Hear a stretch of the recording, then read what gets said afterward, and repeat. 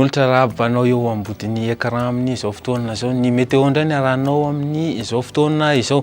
Raha ny toetrandrontsika moa dia alzay somary malefaka hatrany no mandravitra ny toetrandro.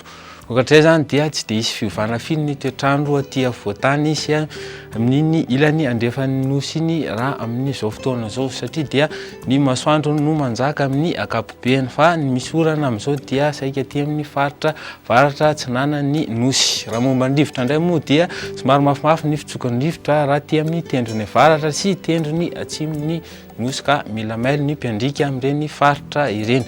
Fa raha ny vinavina toetrandrontsika ara-pitso maraina dia toy izao izany. Hisy orana malefaka aty amin'ny faritra Antalaha. Somary midina kely tsika dia somary andraondraona ny faritra amin'iny faritra manodidina ny Antalaha iny.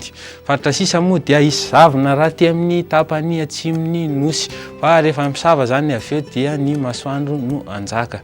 Raha ny tolakandro indray dia mbola hitohy hatrany ny orana malefaka amin'ny faritra Antalaha sy amin'iny Mananara avaratra iny. Faritra sisa moa dia hibalika ny andro zany hoe tsara zany ny andro rapitso raha hijery baolina eny Mahamasina ianao dia tsisy herika na hisy orana ny rapitso. Fa raha ny maripana vinavina rapitso maraina indray dia toy izao izany. 3 degré Celsius ny Antsirabe, ny 9 ny Antananarivo, 8 amin'iny Fianarantsoa. Mahatsikaritra antsika amin'izao fa somary nidina kely ny maripana ambany raha aty amin'ny faritra atsimo andrefan'ny nosy aty vokatry ny tsioka atsimo no mahatonga izany.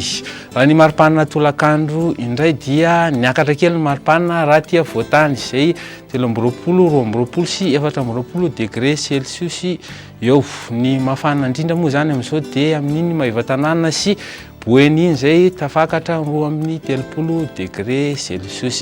Toy izao indray ny toetrandro amin'ireto tanan-dehibe ireto. Hisy orana malefaka amin'iny Bangkok, Comore sy Maurice iny. Ny faritra sisa zany hoe Paris, Milan, Johannesburg, Seychelles ary La Réunion dia efa ny mindraona sy masoandro.